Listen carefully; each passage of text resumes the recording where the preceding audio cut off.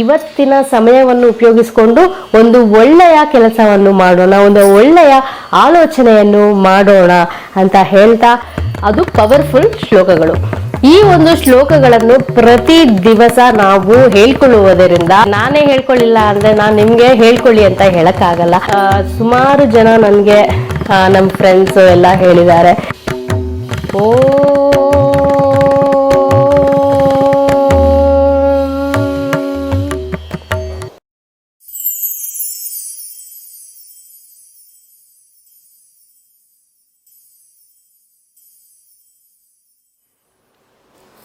ನಮಸ್ತೆ ವೀಕ್ಷಕರೇ, ವಿಶ್ವಪ್ರಿಯ ಯೂಟ್ಯೂಬ್ ಚಾನಲ್ಗೆ ನಿಮ್ಮೆಲ್ಲರಿಗೂ ಸ್ವಾಗತ. ಹಿಂದಿನ ವಿಡಿಯೋದಲ್ಲಿ ಭಗವದ್ಗೀತೆಯ ಮೊದಲನೇ ಅಧ್ಯಾಯವಾದ ಅರ್ಜುನ ವಿಷಾದ ಯೋಗದ 1ರಿಂದ 5 ಶ್ಲೋಕಗಳನ್ನು ನಾವು ಕಲ್ತಿದ್ದೀವಿ. ಈಗ 6 ಶ್ಲೋಕಗಳಿಂದ 10ನೆಯ ಶ್ಲೋಕವರೆಗೂ ನಾವು ನೋಡೋಣ. ನಾನು ಹಿಂದೆ ಹೇಳ್ದಂಗೆ ಭಗವದ್ಗೀತೆಯ ಶ್ಲೋಕಗಳೇನಿದೆ ತುಂಬಾ ಶಕ್ತಿಶಾಲಿಯಾದ ಶ್ಲೋಕಗಳು, ಹಾಗೆ ಅದು ಪವರ್ಫುಲ್ ಶ್ಲೋಕಗಳು. ಈ ಒಂದು ಶ್ಲೋಕಗಳನ್ನು ಪ್ರತಿ ದಿವಸ ನಾವು ಹೇಳ್ಕೊಳ್ಳುವುದರಿಂದ ಒಂದೇ ಒಂದು ಶ್ಲೋಕ ಸಹ ನೀವು ಪಠಣೆಯನ್ನು ಮಾಡಬಹುದು.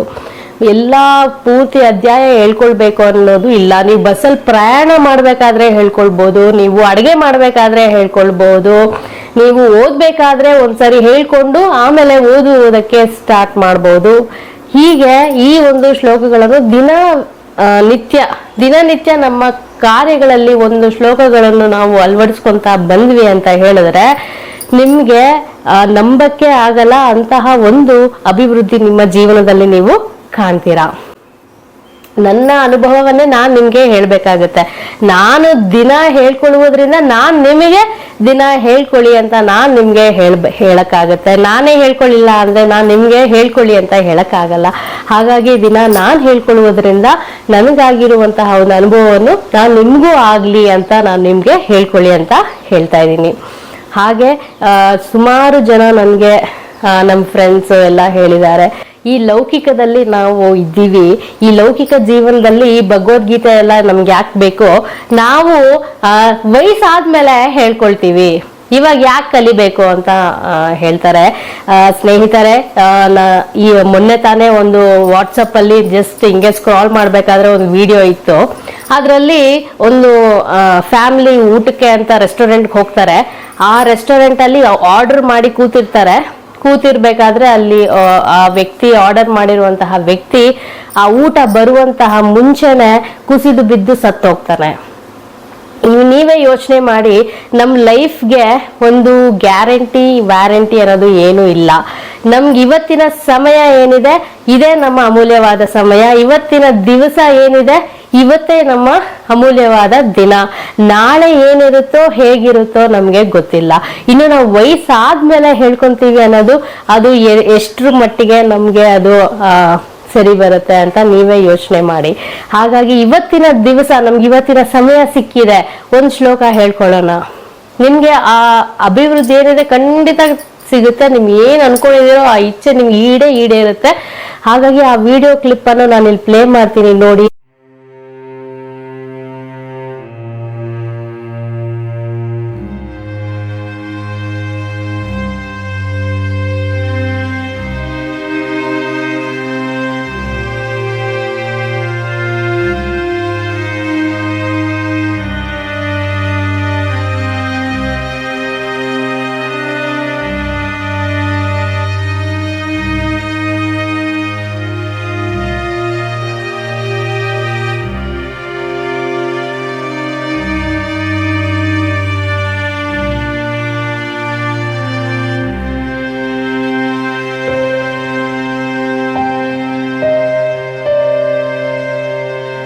ಹೇಗೆ ಕುಸಿದು ಬಿದ್ದೋದ್ರು ಅಂತ.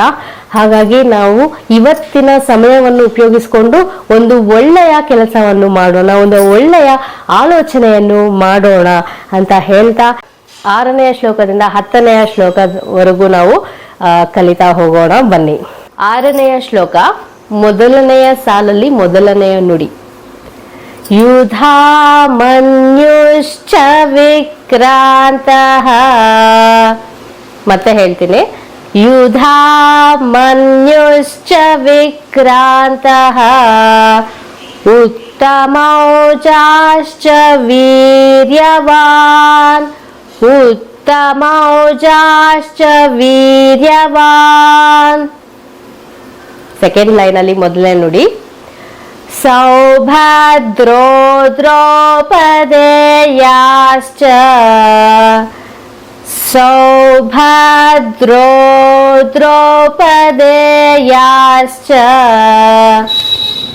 ಸರ್ವ ಏವ ಮಹಾರಥಾಃ. ನೀವು ರಿಪೀಟ್ ಮಾಡಿ. ಸರ್ವ ಏವ ಮಹಾರಥಾಃ. ಈಗ ಪೂರ್ತಿ 6ನೇ ಶ್ಲೋಕ ಹೇಗ್ ಬರುತ್ತೆ ಅಂತ ನೋಡೋಣ. युधामन्युश्च विक्रान्तः उत्तमौजाश्च वीर्यवान् सौभद्रो द्रौपदेयाश्च सर्व एव महारथाः. ಈಗ 7ನೇ ಶ್ಲೋಕಕ್ಕೆ ಹೋಗೋಣ. अस्माकं तु विशिष्टाये. ನೀವು ರಿಪೀಟ್ ಮಾಡಿ.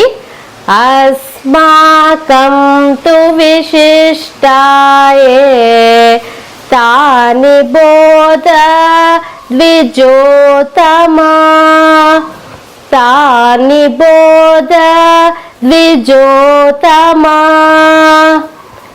नायका मम सैन्यस्य नायका मम सैन्यस्य संज्ञार्थं तान् ब्रवीमि संज्ञार्थं तान् ब्रवीमि. ಎಲ್ಲ ಎರಡೆರಡು ಸರಿ ಹೇಳ್ಕೊಡ್ತಾ ಇದ್ದೀನಿ. ನೀವು ಸೆಕೆಂಡ್ ಟೈಮ್ ಅಲ್ಲಿ ರಿಪೀಟ್ ಮಾಡ್ಬೋದು. ಇವಾಗ 7ನೇ ಶ್ಲೋಕ ಪೂರ್ತಿಯಾಗಿ ಹೇಗ್ ಬರುತ್ತೆ ಅಂತ ನೋಡೋಣ. अस्माकं तु विशिष्टाये तानि बोध द्विजोतमा नायका मम सैन्यस्य संज्ञार्थं तान् ब्रवीमि. ಈಗ 8ನೇ ಶ್ಲೋಕವನ್ನು ನೋಡೋಣ. ಭವಾನ್ ಭೀಷ್ಮಶ್ಚ कर्णश्च भवान् भीष्मश्च कर्णश्च कृपश्च समितिञ्जयः कृपश्च समितिञ्जयः अश्वत्थामा विकर्णश्च अश्वत्थामा विकर्णश्च सौमदत्तिर्जयद्रथः सौमदत्तिर्जयद्रथः. ಈಗ ಪೂರ್ತಿ 8ನೇ ಶ್ಲೋಕ ಹೇಗೆ ಬರುತ್ತೆ ಅಂತ ನೋಡೋಣ. ಭವಾನ್ ಭೀಷ್ಮಶ್ಚ ಕರ್ಣಶ್ಚ कृपश्च समितिञ्जयः अश्वत्थामा विकर्णश्च सौमदत्तिर्जयद्रथः. ತುಂಬಾ ಸುಲಭವಾಗಿದೆ. ನೀವು ರಿಪೀಟ್ ಮಾಡ್ತಾ ಮಾಡ್ತಾ ನಿಮಗೆ ಬಂದೇ ಬಿಡುತ್ತೆ. ಇದನ್ನು ನೀವು ನಿಮ್ಮ ಮಕ್ಕಳಿಗೂ ಹೇಳ್ಕೊಡಿ, ಪ್ರತಿಯೊಬ್ಬರೂ ಕಲ್ತ್ಕೊಳ್ಳಿ, ಮನೇಲಿ ಇರೋರೆಲ್ಲರೂ ಕಲ್ತ್ಕೊಳ್ಳಿ, ತುಂಬಾ ಒಳ್ಳೇದಾಗುತ್ತೆ. 9ನೇ ಶ್ಲೋಕವನ್ನು ನೋಡೋಣ. अन्ये च बहवः शूराः अन्ये च बहवः शूराः मदर्थे त्यक्तजीविताः मदर्थे त्यक्तजीविताः नानाशस्त्रप्रहरणाः नानाशस्त्रप्रहरणाः शस्त्रप्रहरणाः सर्वे युद्ध विशारदाः सर्वे युद्ध ವಿಶಾರದಾಃ. ಈಗ ಪೂರ್ತಿ 9ನೇ ಶ್ಲೋಕ ಹೇಗೆ ಬರುತ್ತೆ ಅಂತ ನೋಡೋಣ. ಅನ್ಯೇ ಚ ಬಹವಃ ಶೂರಾಃ ಮದರ್ಥೇ ತ್ಯಕ್ತ ಜೀವಿತಾಃ ನಾನಾ ಶಸ್ತ್ರ ಪ್ರಹರಣಾಃ ಸರ್ವೇ ಯುದ್ಧ ವಿಶಾರದಾಃ. ಈಗ 10ನೇ ಶ್ಲೋಕ ಹೇಗೆ ಬರುತ್ತೆ ಅಂತ ನೋಡೋಣ. ಅಪರ್ಯಾಪ್ತಂ ಅಪರ್ಯಾಪ್ತಂ ತದಸ್ಮಾಕಂ ತದಸ್ಮಾಕಂ ಅಪರ್ಯಾಪ್ತಂ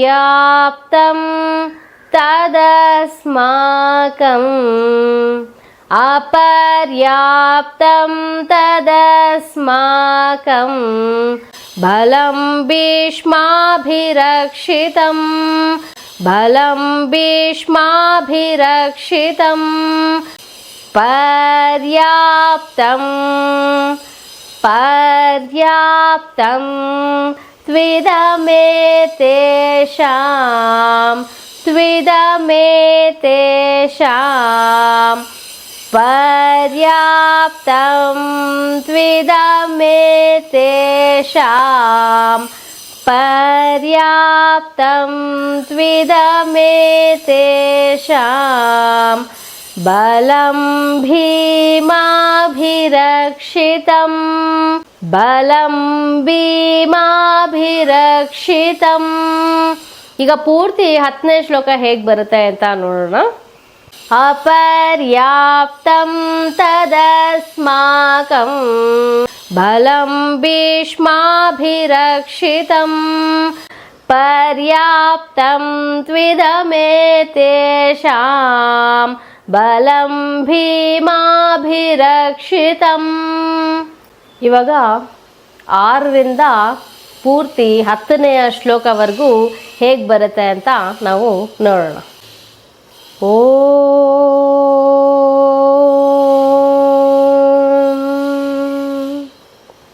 ಯುಧಾಮನ್ಯುಶ್ಚ ವಿಕ್ರಾಂತಃ ಉತ್ತಮೌಜಾಶ್ಚ ವೀರ್ಯವಾನ್ ಸೌಭದ್ರೋ ದ್ರೌಪದೇಯಾಶ್ಚ ಸರ್ವ ಏವ ಮಹಾರಥಾಃ ಅಸ್ಮಾಕಂ ತು ವಿಶಿಷ್ಟಾಯೇ ತಾನಿ ಬೋಧದ್ವಿಜೋತಮ ನಾಯಕ ಮಮ ಸೈನ್ಯಸ್ಯ ಸಂಜ್ಞಾರ್ಥಂ ತಾನ್ ಬ್ರವೀಮಿ ತೇ ಭವಾನ್ ಭೀಷ್ಮಶ್ಚ ಕರ್ಣಶ್ಚ ಕೃಪಶ್ಚ ಸಮಿತಿಂಜಯಃ ಅಶ್ವತ್ಥಾಮಾ ವಿಕರ್ಣಶ್ಚ ಸೌಮಧತ್ತಿರ್ಜಯದ್ರಥಃ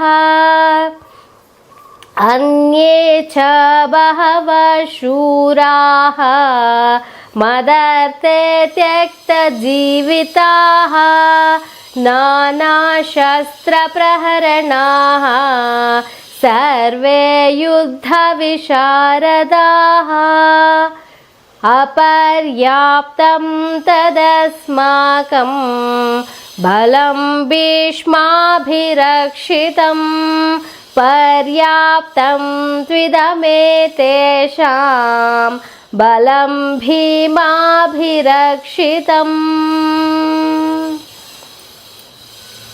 6ರಿಂದ 10ನೇ ಶ್ಲೋಕವರೆಗೂ ಆಗಿದೆ. ಮೊದಲನೇ ಅಧ್ಯಾಯದಲ್ಲಿ 1ನೇ ಶ್ಲೋಕದಿಂದ 10ನೇ ಶ್ಲೋಕವರೆಗೂ ಆಗಿದೆ. ತುಂಬ ಸುಲಭವಾಗಿದೆ. ಒಂದೆರಡು ಸರಿ ನೀವು ಪ್ರಯತ್ನ ಪಟ್ಟರೆ ನಿಮಗೆ ಬಾಯ್ಪಾಠ ಆಗಿ ಬಂದೇ ಬಿಡುತ್ತೆ. ಪ್ರತಿದಿನ ಹೇಳ್ಕೊಳ್ಳಿ, ನಿಮ್ಮ ಮಕ್ಕಳಿಗೂ ಹೇಳ್ಕೊಡಿ. ಯಾರಿಗೆ ಆಸಕ್ತಿ ಇದೆ ಈ ವಿಡಿಯೋವನ್ನು ಶೇರ್ ಮಾಡಿ ಅಂತ ಹೇಳ್ತಾ ಮುಂದಿನ ವಿಡಿಯೋದಲ್ಲಿ ಸಿಗೋಣ. 10ರಿಂದ 15ನೆಯ ಶ್ಲೋಕವರೆಗೂ ನಾವು ಕಲಿಯೋಣ. ಈ ಒಂದು ಮೊದಲನೇ ಅಧ್ಯಾಯದಲ್ಲಿ 45 ಶ್ಲೋಕಗಳಿವೆ. ಹಾಗಾಗಿ 45 ಶ್ಲೋಕಗಳಾಗೋವರೆಗೂ 5 ಶ್ಲೋಕಗಳಾಗಿ ನಾನು ನಿಮಗೆ ಹೇಳ್ಕೊಡ್ತೀನಿ. ಒಂದೇ ಸಾರಿ ಜಾಸ್ತಿ ಹೇಳ್ಕೊಟ್ರೆ ನಿಮಗೆ ಕನ್ಫ್ಯೂಸ್ ಆಗುತ್ತೆ, ಹಾಗೆ ಅದು ನಿಮಗೆ ಕಷ್ಟ ಅಂತ ಅನಿಸುತ್ತೆ. ಸೊ 5 ಶ್ಲೋಕಗಳು ತುಂಬ ಸುಲಭವಾಗಿ ನೀವು ಕಲಿಬೋದು. ದಿನ ಒಂದೊಂದಾಗಿ ಕಲಿಬೋದು, ಇಲ್ಲ ದಿನ ಎರಡೆರಡಾಗಿ ಕೂಡ ನೀವು ಕಲಿಬೋದು. ಸಿಗೋಣ ಮುಂದಿನ ವಿಡಿಯೋದಲ್ಲಿ. 10ರಿಂದ 15 ಶ್ಲೋಕಗಳನ್ನು ನಾವು ಮುಂದಿನ ವಿಡಿಯೋದಲ್ಲಿ ನೋಡೋಣ. ಅಲ್ಲಿವರೆಗೂ ನಮಸ್ಕಾರ.